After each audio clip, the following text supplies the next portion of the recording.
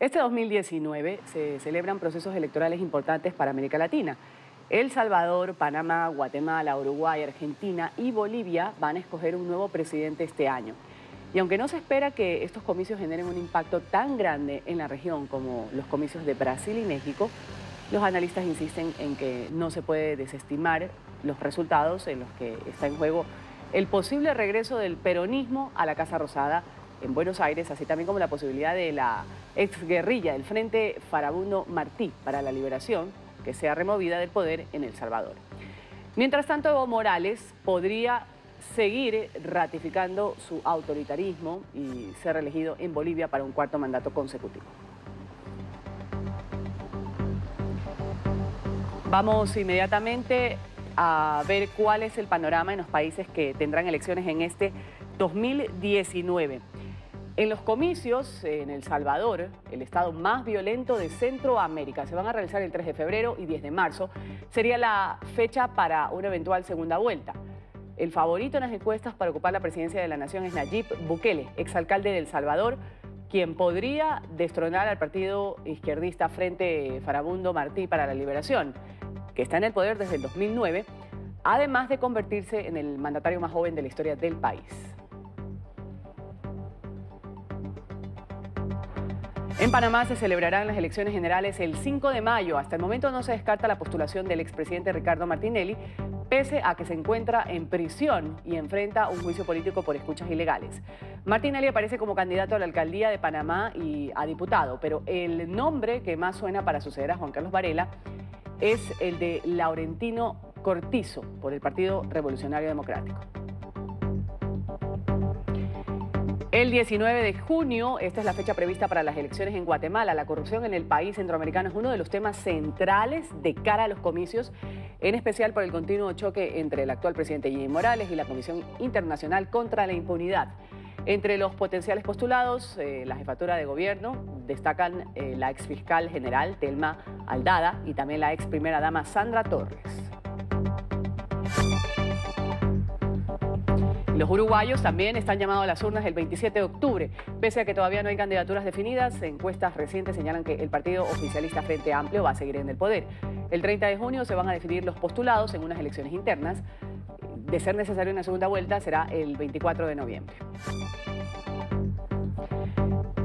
Y todo parece indicar que los comicios en Argentina, que están fijados para el 27 de octubre, tendrán como principales contendores a Mauricio Macri y a Cristina Fernández de Kirchner. Expertos aseguran que la exmandataria podría volver a la Casa Rosada, pues la crisis económica ha dejado en números rojos la aprobación del oficialismo. Por su parte, las pugnas internas en el peronismo lo mantienen dividido y empañado por los escándalos de corrupción. Por último, citamos a Bolivia. Evo Morales va a buscar conseguir su cuarto mandato consecutivo para permanecer en el cargo hasta el 2025, sumando un total de 19 años en el poder. Sin embargo, su popularidad ha mermado significativamente y los últimos sondeos aseguran que si las elecciones se realizaran hoy, se produciría un empate técnico entre el mandatario y su contrincante, el expresidente Carlos Mesa. Sin embargo, todavía es muy pronto, ni siquiera se han fijado la fecha de las elecciones.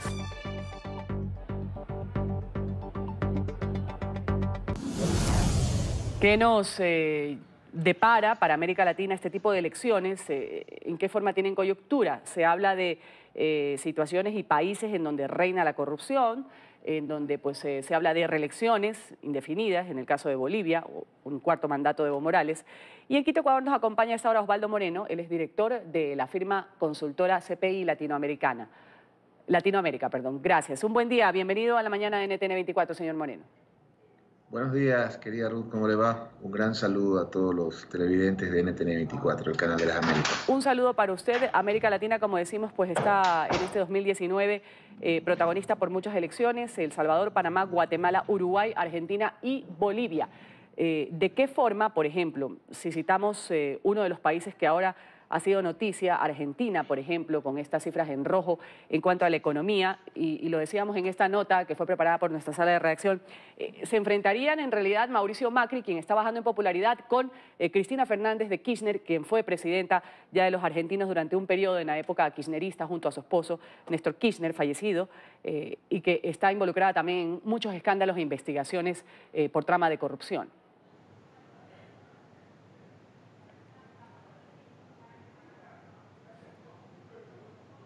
Obviamente de los temas de corrupción, que creo que es lamentablemente, la gran agenda nefasta en toda Latinoamérica. No es un tema de izquierda, derecha, populismo, ni siquiera de empresario, porque no es una garantía ser empresario que no haya corrupción. Ya viste el caso de Kuczynski, ya el caso de Martinelli. Yo creo que es un tema general. Hay un gran cáncer que se llama corrupción, que termina siendo parte de la agenda. Sin embargo, aterrizándolo en la República Argentina, uno de los retos que tiene Cristina para consolidarse en ese sentido, al margen, insisto, del problema judicial, es el hecho de lo que usted comentaba de la consolidación o la unificación, en este caso del PJ, el Partido Justicialista, que es un poco difícil a veces para los colegas entender eso de la transversabilidad del peronismo, ¿no es cierto? Hay muchas tendencias dentro de ese partido político, pero sin embargo se perfila como, digamos, como un contendor al oficialismo, en este caso de Macri, sumado, y esto hay que decirlo abiertamente, al fracaso rotundo en el manejo económico. Hoy en día Argentina compite casi con Venezuela en materia de tasas de interés, en materia de inflación, y eso desde cualquier punto de vista sin duda genera un desasiego o una insatisfacción dentro de la población, lo cual, más allá de las responsabilidades, porque eso ya sería tema para un economista y no para quien le habla, consolida en este caso a Cristina como futura contendora, y habría que ver en el transcurso los acontecimientos, sobre todo con los resultados que tenga Macri en la conducción económica, cuáles serían los resultados de esta contienda.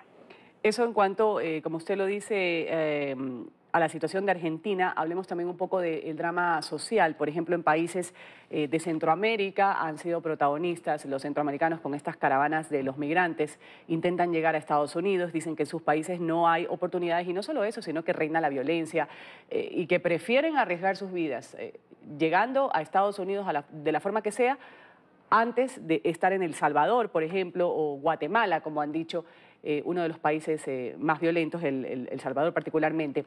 ¿De qué forma deberían cambiar, por ejemplo, las políticas para que haya unos mejores destinos para estas personas que ahora están saliendo masivamente y en éxodo hacia Estados Unidos?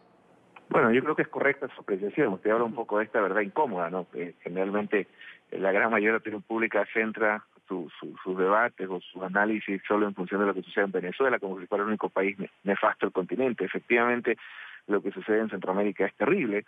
Usted ve las caravanas de miles de personas de países como Honduras, de países de El Salvador, indicadores que usted también manifestaba, países que compiten en violencia, incluso sobre países que están en guerra en el Medio Oriente. Es un tema bastante complicado en el cual, si se me permite ya emitir un juicio de valor o una recomendación, yo creo que no es un tema ideológico, porque ya la región una década apuesta al neoliberalismo, luego apuesta al populismo o al socialismo, y finalmente seguimos con la misma trama y con la misma tragedia. En ese sentido, creo yo que la apuesta tiene que ser a un fortalecimiento de las instituciones, que termina siendo el gran problema, creo yo, desde México a la Argentina que tenemos en la región, que, insisto, es un tema superideológico y no deja de ser una gran preocupación en la región por los niveles de inseguridad, desempleo. O sea, es una serie de ítems que obviamente esto desemboca en la violencia y no dejan de estar en la agenda o como primer plano dentro de las ofertas de campaña de quienes están terciando dentro del continente. Sin perjuicio, obviamente, que hay países y países. No es lo mismo la situación en Costa Rica y en Panamá de lo que puede suceder en Honduras, Guatemala o El Salvador.